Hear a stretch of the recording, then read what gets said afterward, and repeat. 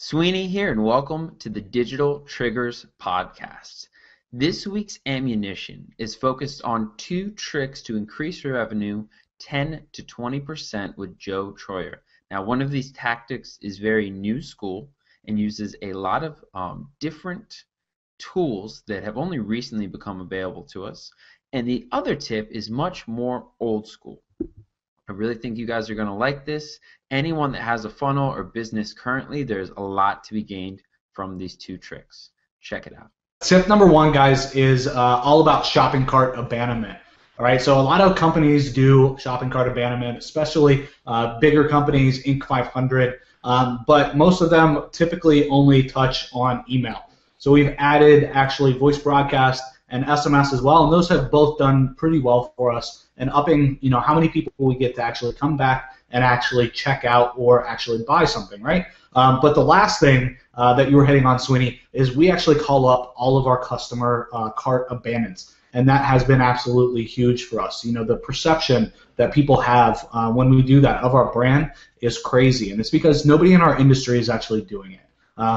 What a concept, right? It's kind of crazy. Pick up the phone and actually talk to somebody. The feedback that we get is like I said, it's awesome. People always comment like, I've never had any internet marketing company ever pick up the phone and call me, and I just really appreciate it, and you guys are awesome.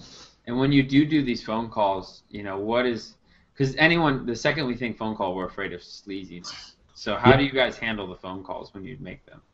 All that we do is tell the customer, who we are, where we're from, and what product they abandoned, basically. So we want to bring that product back out and try to jog their memory. As soon as they say yep and they got it, we just say we saw that you started placing an order, and for some reason you didn't finish it. So I wanted to follow up with you today and just ask you a couple of questions and make sure that we didn't have any problems on our website or answer any questions that you have about the product. And do you ever, kind of bring any special offers to the table, or with these cart abandonments? What have you seen that's worked? The big problem typically is just people are overloaded, right? They're getting so many emails in a day that most of the cart abandons that we talk to is they're like, it takes them a second to even realize what product you're talking about, because they checked it out, okay, they thought, yeah, this is interesting, they went to buy, and they didn't finish. Okay, so you really got to jog their memory for them to even remember, what was that? And once you have that defined, usually they had a couple specific questions or concerns about the product. And as long as you can get past those questions or concerns, which we typically 90% of the time can, people will typically buy right then and there on the phone. If they still don't think maybe it's right for them, and we feel like we need to prove something to them, the big winner for us has been a 7-day dollar trial to the product, and that's converting really, really well for us. So if somebody's like, no, I just don't think it's the right fit, or they don't see the value, we'll do that, and we'll convert 30 to 50% of the people that actually say no actually into buyers at that point. Gotcha. And do you actually process the order live there on the phone then? Yep, we try to, and otherwise there's can always be the excuse like, oh, I forgot it, or they actually don't actually go do it. So we try to process as many of them as possible actually over the phone. Got you. And is there kind of a bit more advanced to the process as far as when a text should happen versus an email versus a phone call? What happens first, or? Typically, we like to do text message first. We feel like first off, the contact ratio is like really high. People that actually see that. Versus an email. So that typically is what we lead with first, is an SMS like right out of the gate. Then we'll go email. If still nothing, then we'll go voice broadcast. And then if nothing again, then we actually jump on the phone and reach out and talk to them. And so 2 questions on that. I just was writing down notes. With the text message itself, I'm really interested to know what that says. And then voice broadcast for people that aren't quite familiar with that term, or what you guys actually do with that voice broadcast. Yep, so the text message and the voice broadcast, like the messaging is basically the same. And we've tried a couple of different approaches, but the one that seems like it's pulled so far the best for us is basically laying blame on us. And basically saying there must have been a problem or there must have been an issue, and we're sorry, and click here to go continue your checkout process.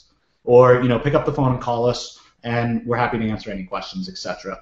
But the laying the blame angle on us versus like, hey, Sweeney, why didn't you finish your checkout? What's wrong with you? Yeah. Like, data reach is an awesome product. That's probably not going to work so hot. Gotcha. So taking almost responsibility for something that wasn't even really your fault, but then it places the blame on you instead of on them. It's an apology does much better than an accusation, personally. I believe so. That's always worked the best for us. And do you have any stats or ideas? Because say I want to start doing this for my shopping cart abandonment. Yep. Like you said, you tend to offer the trial if these other methods haven't worked. But Yep. say I want to get my feet wet. Should I start doing the calls? Should I just start doing the texts? Do you have, for example, maybe text you'll get 40% responses, or where should I focus my efforts first? If you're just starting and you're not getting a ton of volume and you can handle the phone calls, I would start with the phone calls. And the reason is typically there's a disconnect that you're not answering, or they have a question that they don't know the answer to. And if you can get rid of that learning curve, so to speak, and you can figure out like what those common questions are, then you can address those in the text messages, the voice broadcasts, and the emails as well, and you can kind of leverage that knowledge. So even if you don't do every single one of them, but you just do that to start, you're going to get a ton of knowledge from that. Gotcha. Yeah, you want a little staticky there, but just to kind of clarify, it's one of those having your ear to the ground and really knowing what your customers are saying, and there's likely a big disconnect, and there's something that you're not answering in the sales copy, Yep. and the offer, and the frequently asked questions. Exactly. And you're going to find that out, and especially if you're a small shop, there's no better time than for you to get on the phone and find that out. So can you tell us about this other tactic and strategy that you guys use? Yeah, so the other one is nothing new or flashy, but it's retargeting. I can't tell you how many times I see a launch going on, or even just an awesome product that I go to buy myself, and I leave. I abandon the cart, right? I get busy, I get distracted, and I get no abandoned cart sequence follow-up, number one. But then number two is I don't see ads for the product anywhere, right? I'm not getting retargeted. So that's what I want to talk about. We consistently add 10 to 20% as well, depending on the product and the market and the price point, to the bottom line just by doing retargeting.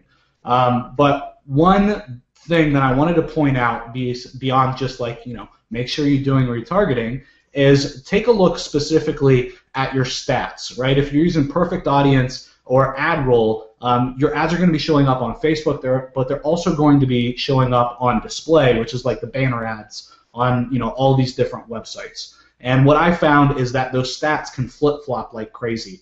Like, for example, in internet marketing, a lot of times the market is spending their time on Facebook. So where your market is, your conversions are typically going to happen. So in internet marketing, 90% of our conversions happen on Facebook. All right. Outside of that market, it's the other way. It's actually display is bringing in most of the conversions because people aren't messing around on Facebook and blowing their day on that. So make sure you just set them up both from the get-go right away, and then see which one does better. But don't make an assumption. I've tried to make assumptions before, and I've been really, really wrong with retargeting. What did you think of those two tricks, huh? Pretty cool. Now, if you want to hear a lot more about them and how they're being implemented and used in the different way that Joe uses these strategies, I mean, how he really follows up in shopping cart abandonment, how he's doing his calls, how he's set up his customer support, everything about it, you can see that full interview and full video at members.digitaltriggers.io. That's where you're going to get the whole entire video if you want to check it out. Otherwise, I really hope you guys enjoyed it. Please, please, please subscribe to us on iTunes because you're a cool person and that's what cool people do. But seriously, either way, we hope to see you again on the next podcast. Take care.